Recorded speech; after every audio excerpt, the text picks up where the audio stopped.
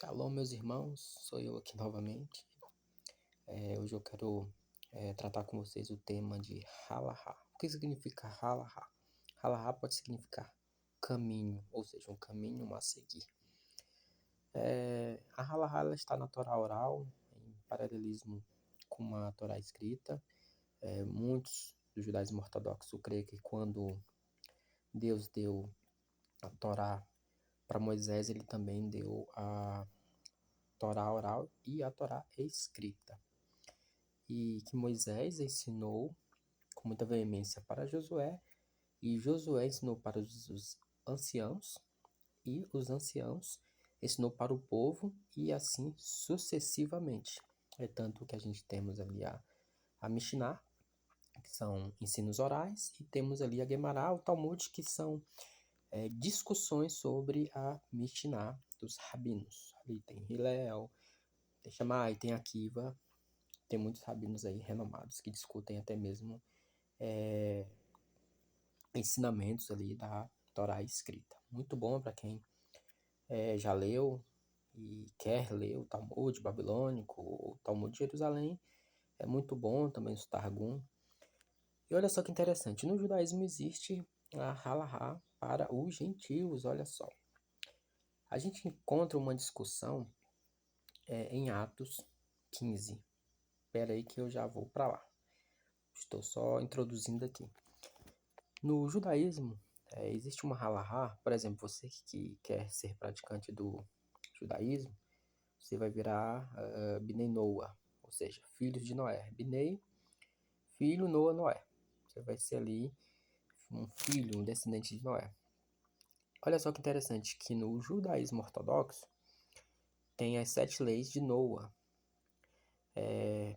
Quem quiser acompanhar, só escrever ou pesquisar Sanhedrin 56a. Tanto que eu estou aqui, né, no celular.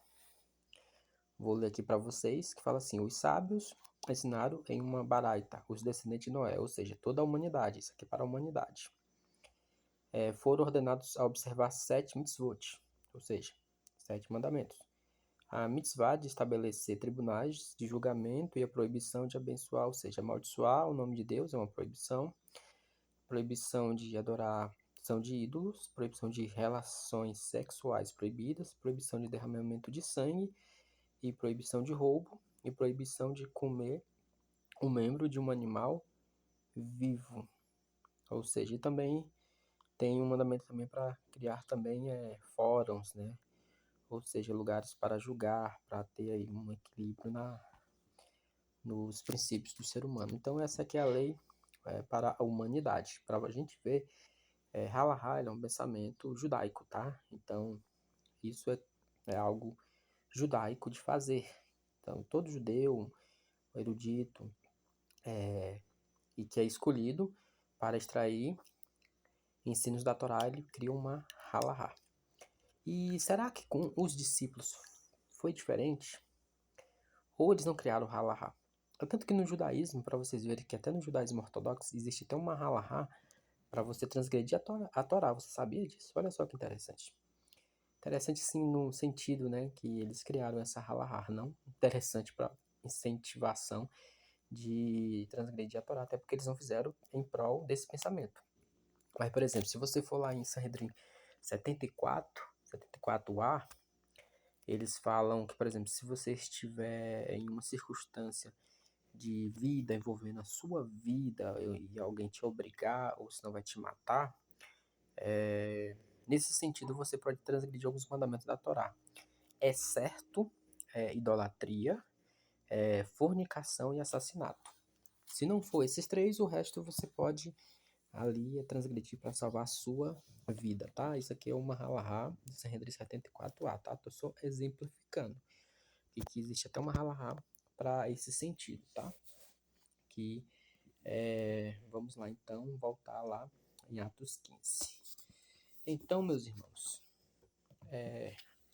em Atos 15, eu vou aqui abrir aqui minha Bíblia, que ela estava aberta e eu acabei fechando, mas vou abrir aqui novamente. Vamos lá. Em Atos 15, estava tendo aí digamos que uma confusão teológica, né?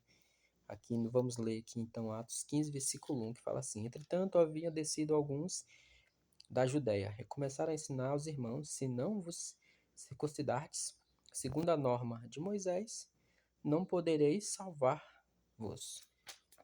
Surgindo daí uma agitação e tomando veemente discussão de Paulo e Barnabé com eles, e a decisão que Paulo e Barnabé e alguns outros dos seus subiram a Jerusalém aos apóstolos e anciãos para tratar da questão. Olha só, estava tendo um problema aqui, que o pessoal, os judeus, que aceitaram a fé, que era Besorá, ou seja, as boas novas do Mashiach Yeshua, aceitaram, mas eles estavam querendo impor na Brit Milá, circuncisão para os goi, os gentios. E então estava tendo essa discussão. Eles queriam então que os gentios também fizessem a Brit Milá. E o pensamento farisaico também, meus irmãos, é que possivelmente também, eu acho que eles estavam insistindo também de guardar a Torá oral, porque para o fariseu não é só escrita, a Torá oral também tem que ser guardada. E possivelmente eu acho que eles estavam querendo impor também para os gentios. Então, meus irmãos, olha só, agora que vai começar interessante. Assim como o judaísmo ortodoxo criou o halahá, também, como isso é um costume judaico, e os discípulos eles eram judeus, eles também criaram uma halahá, ou seja, eles tinham uma semihá, uma ordenação ali do próprio Jesus. É claro que a semihá ela tem que ter imposição de mãos, tem toda uma cerimônia, eu falo semihá no contexto ali de ordenação, ou seja, eles tinham autoridade do próprio Jesus, como a gente lê também em Mateus 10, Jesus falando que eles, quando manda de 2 em 2 pregar o evangelho, Jesus dá autoridade para eles sobre os demônios, sobre curar enfermos e também sobre pregar o evangelho. Então eles tinham essa autoridade também de pregar o evangelho. E assim como o Sinédrio, o Sanhedrin, ele tinha muito poder de interpretar até a própria Torá, tanto que os fariseus também, eles criavam halahá extraídas dentro da Torá. Então Jesus também deu autoridade para seus discípulos também fazerem a mesma coisa. É tanto que ele dá a chave do reino aos discípulos, né? Tem texto que fala que é só para Pedro, mas tem um texto paralelo que fala que foi para todos. Ele dá essa chave do reino, ou seja, eles poderiam fazer uma interpretação e também criar halahás também para ajudar ali para os novos conversos, né? Então, ou seja, os novos convertidos. É tanto que tem um texto que fala aqui que, vamos lá, aqui no versículo 19 do capítulo 15, que fala assim: Eis porque pessoalmente julgo que não se deve molestar aqueles que dentre os gentios se convertem a Deus. Certo? É isso mesmo. Mas lhe escreva que se abstenham do que está contaminado pelos ídolos. Ídolos, olha só, até interessante que é muito parecido, né, com a halahá até ortodoxa, né, para os Bnei Noah, as 7, né, ó, não contaminar pelos ídolos, das uniões ilegítimas, tá vendo, que até o judaísmo ortodoxo também colocou isso, das carnes sufocadas e do sangue. Vou parar aqui, depois eu vou comentar o verso 21, tá?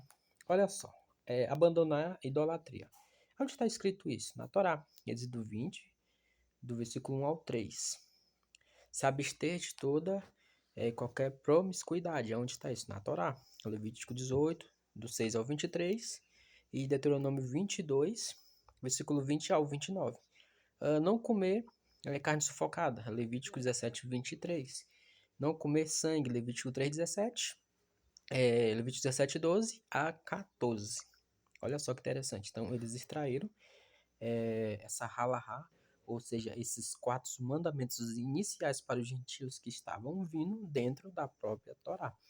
Aí o verso 21 ele fala assim: E com efeito que desde as antigas gerações tem Moisés em cada cidade, seus pregadores que o leem na sinagoga todos os sábados. Olha só que interessante, com efeito, ou seja, então a Torá ela já era lida nas sinagogas, ou seja, então se alguém quisesse aprender mais sobre a Torá, tinha que dar continuidade ali na sinagoga que iria aprender.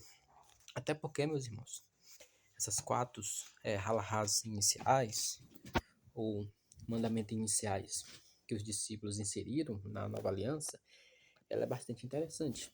Então quer dizer que o gentio tem que guardar só 7 leis? Não. Inicial. O Bnei do judaísmo ortodoxo tem que guardar 7? Não, claro que não.